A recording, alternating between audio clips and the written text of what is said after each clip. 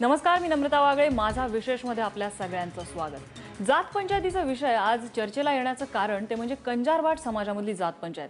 या जात पंचायतीचे अनेक प्रकार, त्यांची कृष्णकृत्य ही एबीपी माझानं समोर आणलेली होती. कशा प्रकारे या जात पंचायतीच्या नियमांनुसार लग्न झालेल्या या समाजातल्या मुलीला कौमार्याची परीक्षा द्यावी लागते.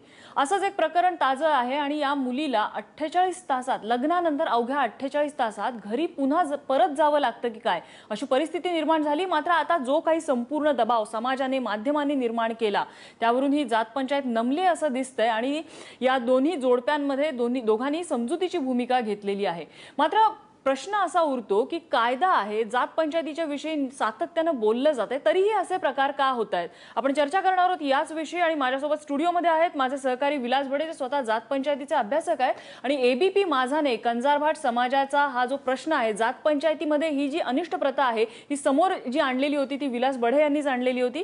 त्याचबरोबर अनिष्टच्या कार्यकर्त्या मुक्ता दाभोलकर आपल्यासोबत असणार आहेत आणि महिला आयोगाच्या अध्यक्ष विजया रहाटकर या देखील या चर्चेत सहभागी होत आहेत. माझे सहकारी विलास बडे माझ्यासोबत आहेत, ज्यांचा या जात पंचायतीचा अभ्यास आहे. विलास, एकूणच या जात पंचायतीचा विचार करायचा झाला तर विविध जातींमध्ये या जात पंचायती अस्तित्वात आहेत आणि थोड्याफार फरकाने अशीच क्रूर परीक्षा मुलाला किंवा मुलीला द्यावी लागते. कायदे अस्तित्वात असून सुद्धा आजही या अनिष्ट प्रथा आहे. जातीच्या ठेकेदारांना रोखणार कोण? निश्चितच जातीचे हे ठेकेदार आहेत आणि या ठेकेदारांकडून या जात पंचायती गेल्या अनेक वर्षांपासून सुरू आहेत. प्रत्येक जातीचं जर बघितलं तर प्रत्येक जातीच्या वेगवेगळ्या प्रथा परंपरा आहेत आणि या सगळ्या प्रथा परंपरा ह्या स्त्रीशी निगडीत आहेत, ही गोष्ट लक्षात घेतली पाहिजे.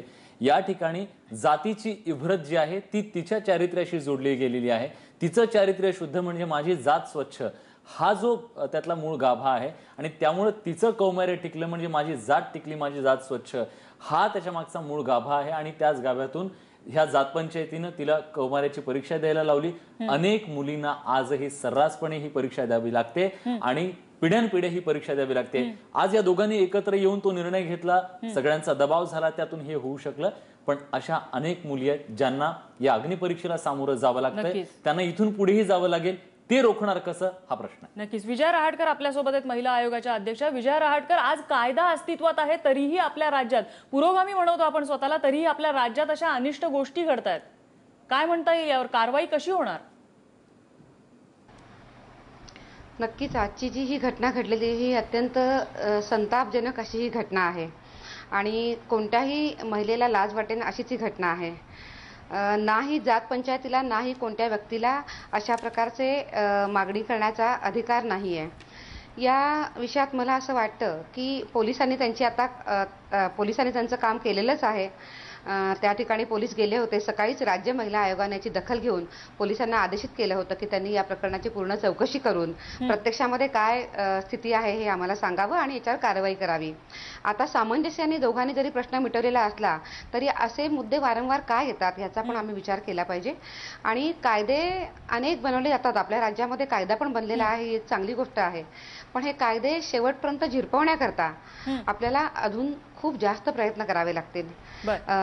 सामाजिक संस्था असतील, सरकारी यंत्रणा असतील, ह्याच्याशिवाय वेगवेगळ्या स्तरावरनं हे कायदे खालपर्यंत कसे झिरपतील.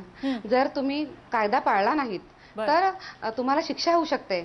आणि अशा काही प्रकरणांमध्ये जिथे असे गंभीर गुन्हे घडलेले आहेत त्या प्रकरणामध्ये जर एखादी शिक्षा झाली तर मात्र जरब पण बसू शकते. त्यामुळे एकीकडं जरब बसवणं आणि दुसरीकडं प्रबोधन करून लोकांना सांगणं की कायदा आहे आणि कायद्यानुसार चला, आपल्या जात पंचायतीप्रमाणे आपण चालू नका, असं प्रबोधन करणं, अशा दोन्ही बाजूनं आम्हाला काम करावं लागणार आहे. ज्या वेळेला हे दोन्ही बाजूनं काम होईल तेव्हाच खऱ्या अर्थानं आपल्याला पुरोगामी महाराष्ट्राच्या दिशेनं जाता येऊ शकेल. ह्याच्यामध्ये समाजाचा रोल हा अत्यंत महत्वाचा आहे. आणि मला असंही वाटतं की ह्याच्यामध्ये घरामध्ये जी वडीलधारी मंडळी आहेत त्यांचाही रोल खूप महत्वाचा आहे. आताच त्या मुलानं सांगितलं आहे की मला याच्यातलं फार काही माहिती नाही, पण आमच्याकडे ही प्रथा होती आणि आता आम्ही नवीन पिढी हे सगळं तोडू, आता आम्ही हे बंद करू, असं तो म्हणत होता. पण मग ह्या सगळ्यामध्ये घरामध्ये जे वडीलधारी मंडळी आहेत, समाजामधली जी वडीलधारी मंडळी आहेत, त्यांची भूमिका अतिशय महत्वाची ठरते. त्यामुळे त्यांचंही प्रबोधन करणं हे खूप महत्वाचं आहे असं मला वाटतं. नक्कीच. या मुलीचे जे काका आहेत, संबंधित मुलगी जी या प्रकरणामधली आहे, तिचे काका विक्रम अभियेकर आपल्यासोबत आहेत. विक्रमजी, अनिष्ट प्रथा आहे तुमच्या समाजातली ही, अशा प्रकारे मुलीला कौमार्याची परीक्षा द्यावी लागणं, तुम्ही मान्य करता ही प्रथा अनिष्ट आहे? नाही, ठीक आहे. आता काय नाही, मुलीचं चांगलं झालेलं आहे आणि मीडियांचं पण एक चांगली गोष्ट आहे. आणि मीडियावाल्यांनी जी आम्हाला साथ दिली आहे आणि मुलीला आम्हाला यांच्या मुलाकडे पाठवायचं होतं, त्यांनी पण येऊन आपलं व्यवस्थित जे बोलणं वगैरे करून मीडियासमोर जे खरं सांगितलं, चांगलं आम्हाला मुलीला देणं फार गरजेचं होतं आणि त्यांचं भविष्य चांगलं व्हावं यासाठी देणं फार गरजेचं होतं. म्हणून मुलीला आम्ही बी द्यायला तयार झाले आणि मुलगा मुलीला पण घ्यायला तयार झाला, म्हणून चांगली गोष्ट आहे. नाही, सुदैवाने तुमची मुलगी आणि तिचा नवरा हे दोघंही समजूतदार निघाले, त्यामुळे तुमच्या मुलीचा संसार रुळावर आलाय. पण आजही या कंजारभाट समाजामध्ये अशा अनेक मुली आहेत ज्यांचे संसार उद्ध्वस्त झालेले आहेत लग्नानंतर अगदी काही तासांमध्ये. समाज चुकतोय, त्या समाजाला तुम्ही चुकताय, जात पंचायतीतल्या पंचांना तुम्ही चुकताय असं का सांगत नाहीत समाजातले लोक? नाही, ते आहे, परंतु त्यांनी मुलीचं आणि मुलाचं चांगलं झालं आणि त्यांचं भविष्य चांगलं होईल हेच चांगली गोष्ट आहे. पण आज हे तुमच्या मुलीवरती गोष्ट आलेली आहे, तुमच्या मुलगी यामध्ये पीडित आहे, म्हणून तुम्ही याच्या विरुद्ध बोलताय. आज जर समाजातल्या दुसऱ्या कोणाची तरी मुलगी असती तर या विरोधात तुम्ही आवाज उठवला असता का?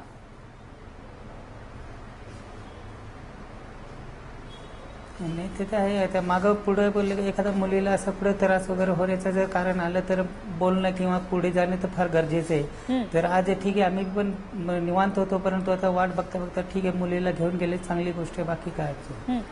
तुम्हाला हे माहितीये का की जात पंचायतीने जर असे काही कायदे तुमच्यावरती लादण्याचा प्रयत्न केला तर त्या विरोधात एक कायदा अस्तित्वात आहे, तुम्ही पोलिसात त्यांच्या विरुद्ध जाऊ शकता. या गोष्टीची माहिती आहे का तुम्हाला?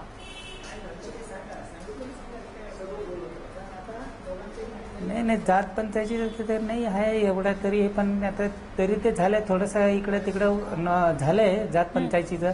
पण ते ठीक आहे, आज नाही तर उद्या पंचायत वगैरे बसून जो निर्णय घेतला तो एक चांगला झालाय आणि चांगलीच गोष्ट आहे. मग एकदम बरं वाटलं एकदम. जरी वाईट अगर जर जात पंचायत जर जास्तच काहीतरी इकडे तिकडे बोलले असते तर तो वेगळा विषय झाला असता, परंतु आम्ही वाट पाहिलं तर मुलीचं चांगलं झालं. तसा पंचायतची बी काय अडचण नाही. परत मीडियाने बी इकडे तिकडे विचार घेऊन आम्हाला चांगलं सुंदर केलं. मुलीचं भविष्य चांगलं आहे, ठीक आहे, आणि पुढच्या मुलींना पण चांगलं व्हायला पाहिजे ही सुद्धा आमची फार मोठी इच्छा आहे. विलास, प्रत्येक वेळेला हे असंच काहीसं होतं की या ठिकाणी आपली मुलगी किंवा आपला मुलगा हा असतो, त्याचं आयुष्य कदाचित या पंचांच्यामुळे उद्ध्वस्त होऊ शकतं, त्यांनी जर वाईट टाकलं किंवा तत्सम काही प्रकार केले, त्यामुळे त्यांचे पालक हे अशा पद्धतीने कचरतात.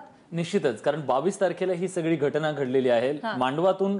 मांडवातच खरं तर ही परीक्षा झाली आणि या परीक्षेमध्ये तिचं आयुष्य उद्ध्वस्त झालं.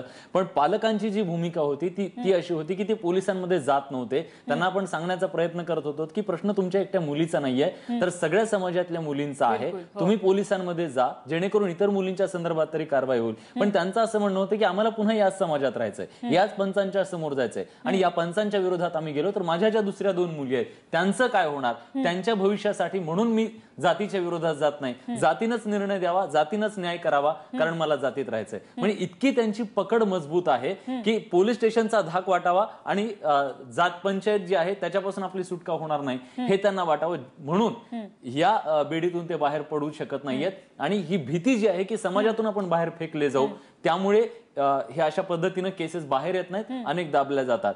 इथं माध्यमांचा दबाव आला, म्हणून आता ते बोलताना असं म्हणाले की पंचांनी चांगला निर्णय दिला. माध्यमांचा दबाव आला, आता कायद्यानं कारवाई होईल हे पंचांच्या जेव्हा लक्षात आलं तेव्हा पंचांनी समेट घडून आणलेला दिसतोय, कारण त्यांच्या बोलण्यातून ते जाणवतंय की चांगला निर्णय हा घेतला. पण कायद्याचा बडगा दाखवल्यानंतर हे चालू पुन्हा यांचे निर्णय आणि हे तालिबानी प्रवृत्ती यांची सुरूच आहे. एक गोष्ट नम्रता सांगावीशी वाटते, या कौमार्याच्या मध्ये जे लादलं जाते ते खूप भयानक आहे.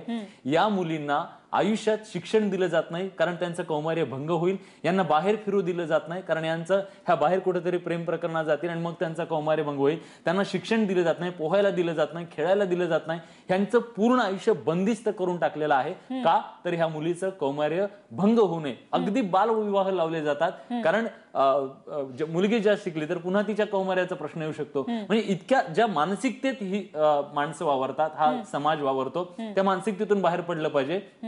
आणि ही जी बेडी आहे त्या बाईच्या पायात आहे, त्या बाईच्या पायातली बेडी तुटली पाहिजे. नक्कीच, म्हणजे मानसिकतेचं जसं प्रबोधन होणं गरजेचं आहे तसं कौमार्याच्या व्याख्येचं सुद्धा या समाजामध्ये प्रबोधन होणं गरजेचं आहे. मुक्ता दाभोलकर आपल्यासोबत आता फोनवरून आहेत, ज्या स्वतः अनिष्ट कार्य करतायत, जात पंचायतीविरुद्ध त्या लढा देत आहेत. मुक्ता दाभोलकर, इतकी वर्ष तुम्ही लढा देता या अनिष्ट प्रथेविरोधात, अजूनही जात पंचायती समूळ नष्ट का होत नाहीये? चुकतंय कुठे?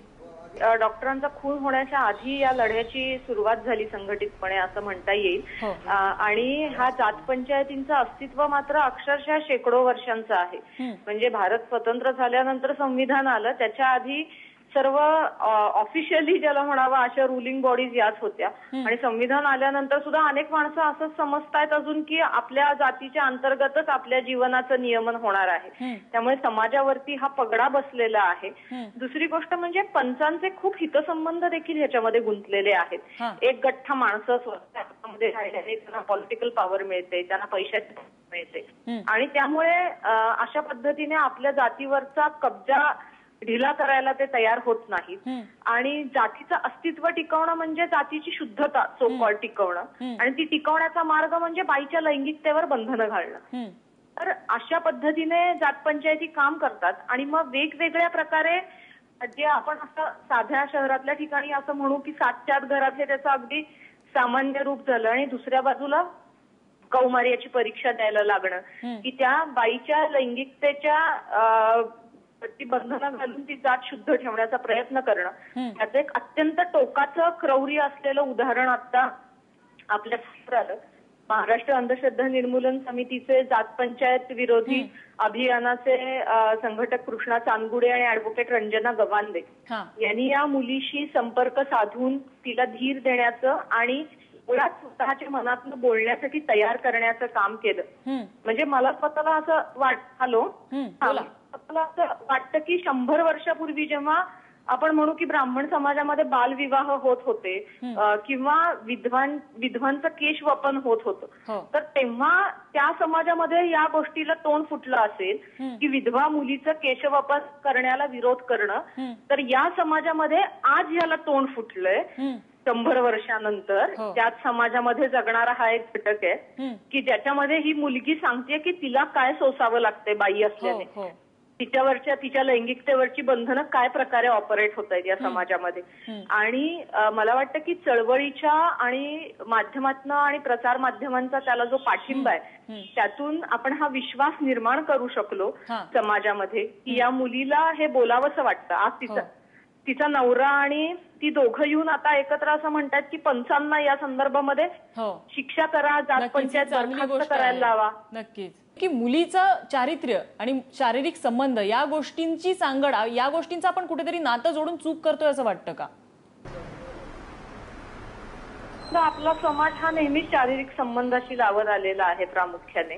आणि ते स्त्रियांच्या बाबतीत जास्त काय कठोरपणे त्याची चिकित्सा केली जात आहे. मला वाटतं परत याचा संबंध आपण जाती व्यवस्थेशी किती जवळून आहे हे लक्षात घेतलं पाहिजे. म्हणजे पितृसत्ता आणि जात व्यवस्था हे दोघं हातात हात घालून इथं काम करतायत की बाईच्या चारित्र्याची चर्चा करायची, तिच्या लैंगिकतेवरती बंधनं घालायची आणि नंतर तिच्या आयुष्य एका लहान परिघामध्ये बंदिस्त करून टाकायचं की ज्यातून त्या जातीच्या रूढी परंपरा जपल्या जातील, त्या जाती व्यतिरिक्त कुणाशी लग्न करण्याची तिला संधीही मिळणार नाही आणि तिच्या मनातही तो विचार येणार नाही आणि यातून जातीचं अस्तित्व टिकवायचं. त्यामुळे ह्या सगळ्याच्या ही एक समाज व्यवस्था ज्या प्रकारे आकाराला आले हे कारण आहे की चारित्र्य बाईचं आणि नीतिमत्ता याचा सतत जोडला जाणारा संबंध असं वाटतं.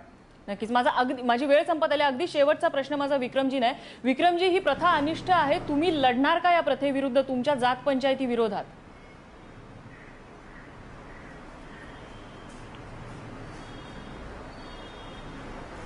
तसं कसं आहे, कुठं चांगलं झालं तर चांगलीच गोष्ट राहणार आहे. काय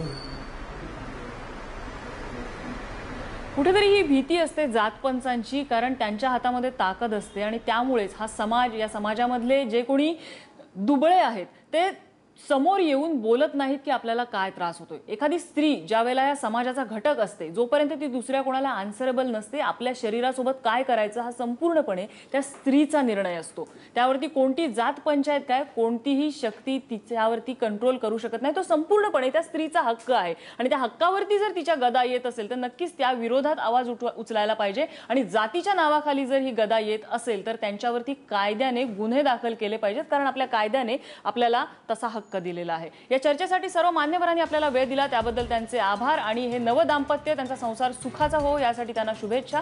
माझा विशेषमध्ये आज इथेच थांबतोय। बघत रहा ABP माझा।